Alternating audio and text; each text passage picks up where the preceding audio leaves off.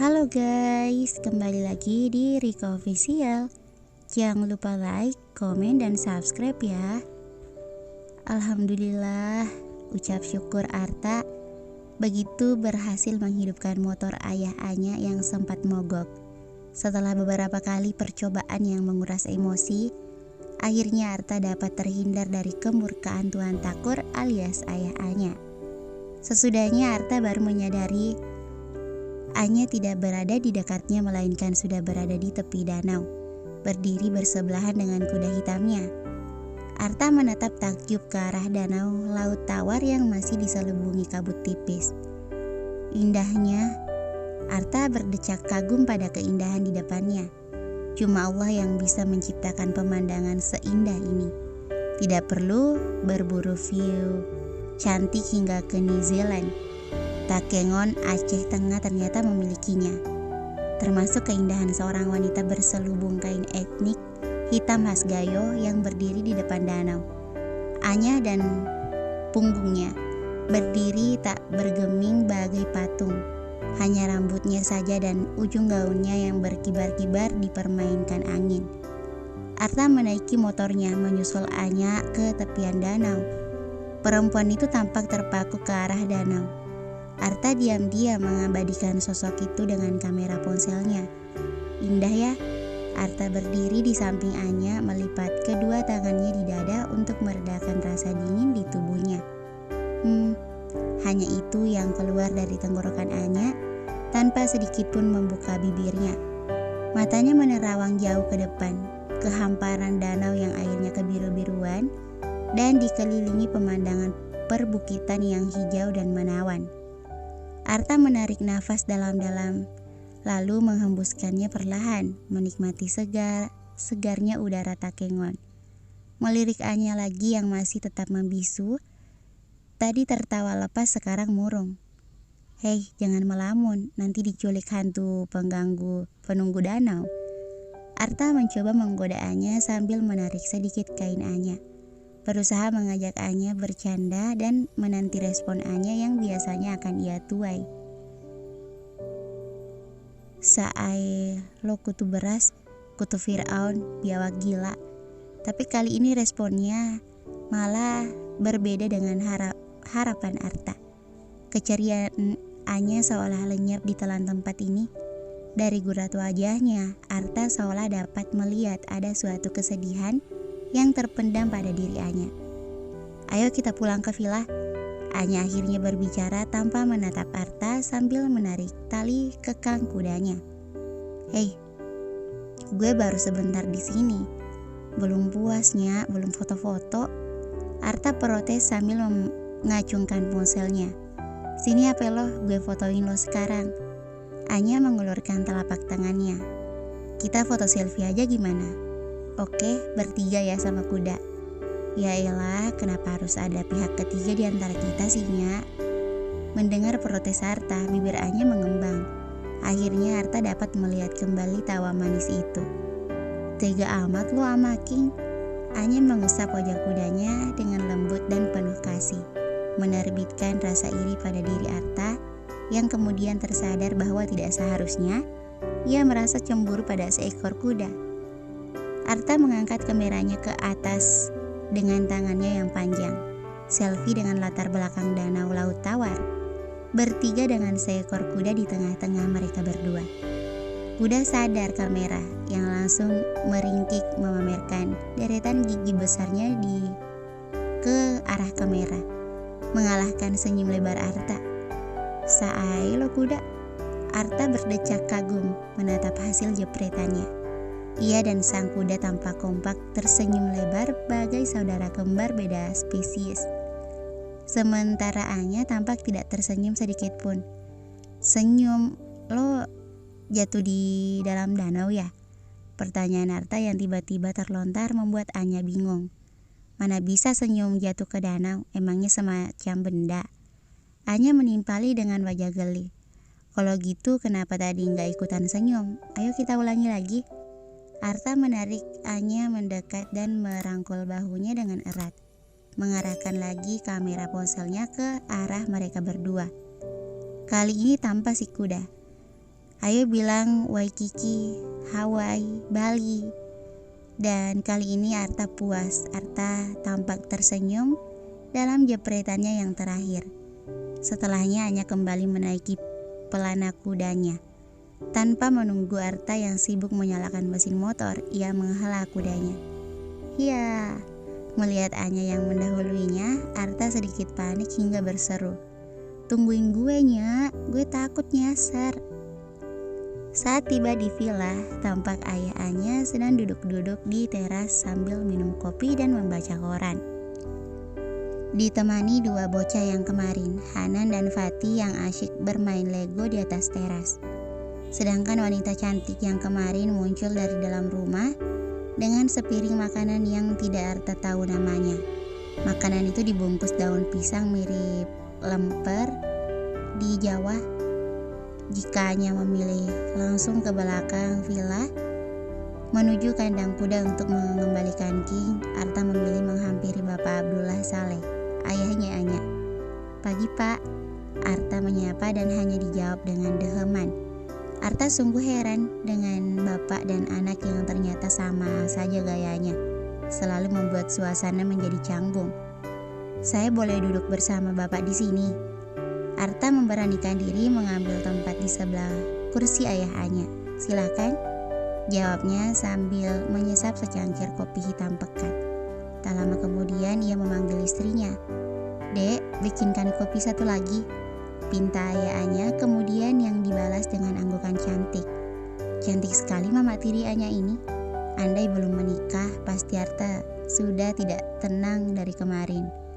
Pak Abdullah Saleh mengangkat korannya lagi, menutupi wajahnya, lalu suasana menjadi hening, lebih hening dari kuburan. Arta selalu benci situasi seperti ini.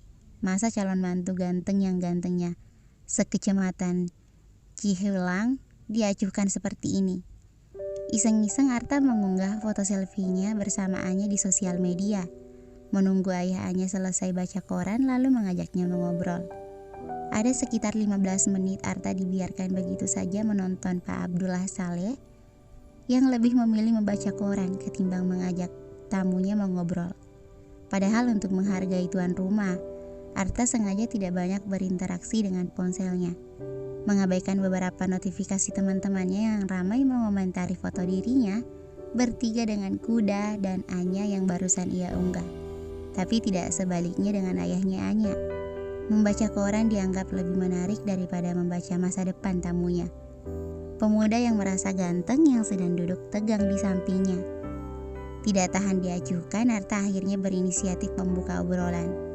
Lebih baik nekat daripada diacuhkan. Lebih baik ia yang memulai dahulu. Ia sudah biasa melakukannya dengan siapa saja dalam pekerjaannya. "Tadi saya dan Cut pergi ke Danau Laut Tawar, Pak. Anya naik kuda dan saya meminjam motor Bapak. Jadi sebelumnya mohon maaf, Pak, kalau saya tadi tidak minta izin dulu." Kali ini cerita Arta berhasil membuat Pak Abdullah Saleh menurunkan korannya, menatap Arta dengan mata terbelalak tidak percaya. Arta mengira ayahnya bakal murka mendengar pengakuan dosanya. Apalagi kalau sampai tahu motornya habis jatuh. Bisa-bisa Arta pulang tinggal nama. "Cut naik kuda?" Pak Abdullah Saleh menyahut kaget. Arta pun tak kalah kaget. Pak Abdullah Saleh sama sekali tidak menyinggung soal motor yang Arta pinjam. "Iya, Pak." Arta akhirnya dapat menghela nafas dengan lega. "Kuda yang mana?" "Yang hitam." "Oh, si King." "Betul, Pak, si King yang garangnya sama kayak Bapak," batin Arta. "Cut bisa mengendalikannya?" "Sangat lihai, Pak." Arta mengacungkan jempolnya. Pak Abdullah Saleh melipat korannya. "Si King itu baru aku beli bulan lalu. Belum jinak-jinak amat. Kuda ras Eropa itu masih galak sebenarnya. Nggak ada yang berani naikin. Jadi aku kaget kali Cut bisa menaklukkannya dalam hitungan jam." Luar biasa. Diam-diam Arta kagum dan bertanya-tanya mengapa Anya tidak menjadi atlet berkuda profesional saja. Benar-benar nggak sangka kemampuannya ternyata masih ada. "Kemampuan apa, Pak?" "Menjinakkan kuda." Arta tercengang heran mendengarnya. Sejak kecil Cut sudah pandai berkuda. Setelah lama di rantau pun ternyata tidak membuat Cut hilang kemampuan. Pak Abdullah Saleh tampak bangga menceritakannya. Dahulu sejak usianya 10 tahun hingga 17 tahun, Cut seringkali dapat piala kejuaraan tingkat daerah. Wah, Arta tercengang. Sayangnya lepas lulus SMA, Cut lebih senang pergi kuliah di Jakarta. Nggak mau lanjut lagi berkuda. Pak Abdullah Saleh menghela nafas panjang, seolah Anya telah menyia-nyiakan potensi besarnya selama ini. Arta masih terkagum-kagum mendengar cerita tentang Anya yang selama ini tak pernah ia dengar. Berani taruhan, Amor sebagai sahabatnya pun belum tentu telah mengetahui kehebatan Anya yang satu ini. Ternyata selain Anya jago berdandan dan jago masak, Anya ternyata juga jago menjinakkan kuda. Fix, Anya keren, benar-benar calon istri idaman. Anya kemudian muncul di tengah-tengah mereka, masih dengan gaun tidur kunonya dan kain hitam tebal yang masih membalut bahunya. Membuat ayahnya syok begitu melihatnya. Mungkin ayahnya sudah pernah menonton film horor itu, Pengabdi Setan. Wajahnya sampai kaget begitu. Arta yakin karena itu. Cut, mirip kali ya. Ya, Cut sama Mama.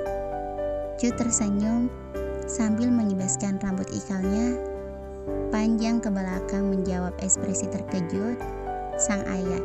Anya tahu ayahnya pasti terkejut karena melihat ia mengenakan gaun tidur peninggalan almarhumah ibunya. Kalau menurut Arta yang penting Anya jangan pakai baju itu pas tengah malam di tengah jalan.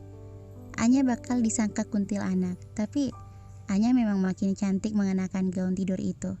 Arta saja sempat terpesona, meski sempat merasa merinding setelah mengetahui gaun tidur itu milik almarhumah ibunya. Iya, Cut mirip kali dengan Mama Cut. Pak Abdullah Saleh berkata lirih namun bernada pilu. Wanita cantik yang juga ibu tiri Anya lalu keluar membawa secangkir kopi untuk Arta dan sama terkejutnya seperti ayah Anya. Tapi lebih cantik Mama Cut lah, iya kan ya? Ujarannya sengaja mengeraskan suaranya namun enggan menatap wajah ibu tirinya. Pak Abdullah Saleh mengangguk sambil menjawab, iya, Cut benar. Arta menangkap raut wajah sendu milik ibu tiri Anya saat meletakkan cangkir kopi di meja. Pasti akibat kata-kata Anya barusan yang sepertinya memang sengaja diperuntukkan untuk menyindir ibu tirinya. Terima kasih, ucap Arta sambil memperhatikan raut wajah istri Pak Abdullah Saleh yang tampak murung. Wanita itu hanya mengangguk lalu berlalu dengan cepat. Arta kembali melirik ponselnya yang dipenuhi belasan notifikasi. Salah satunya dari Amor yang mengomentari foto selfie-nya bersama Anya. Cie, mesranya. Jangan sampai lupa daratan apalagi lupa pulang. Arta mengetik balasan singkat. Sumpah gue betah di sini. Menyusul komentar suami Amor yang masuk. Jangan lupa oleh-olehnya, kopi gayo. Siap, Bos. Sampai di mana tadi? Arta sampai melewatkan Anya yang masih ceriwis mengobrol dengan ayahnya. Obrolan manja Anya kemudian ditikung oleh Hanan yang tiba-tiba mendekati ayahnya. Ya, Mama bilang sarapannya sudah siap, Kak Cut dan Om Arta yuk sarapan. Pak Abdullah Saleh melirik Anya. Diajak sarapan tuh sama adik kamu. Ayah duluan, Cut mau ngobrol sama Arta, sahut Anya malas-malasan. Pak Abdullah Saleh menghela nafas tampak memahami apa yang Cut lakukan. Anak gadis satu-satunya itu selalu bersikap angkuh jika berhubungan dengan Rahmah, ibu tirinya. Cut, dah lama kita nggak sarapan sama-sama. Ayo, Rahmah ada masak makanan kesukaan Cut juga. Ayah Cut mengulangi ajakannya sambil masuk ke dalam, menggandeng Hanan. Ayolah Cut sarapan. Arta ikut-ikutan menirukan nada suara Pak Abdullah Saleh dan dibalas dengan pelototan mata Anya. Males gue. Anya meruncingkan bibirnya. Ayo. Arta yang tidak menyerah menarik Anya paksa agar bangun dari kursinya dan menggandengnya masuk ke dalam rumah. Lo jangan ambil kesempatan dalam kesempitan ya. Pengen bokap lo tahu kalau anaknya sedang berbohong. Arta makin mengeratkan jemarinya yang bertaut di jemari tangan Anya yang dingin.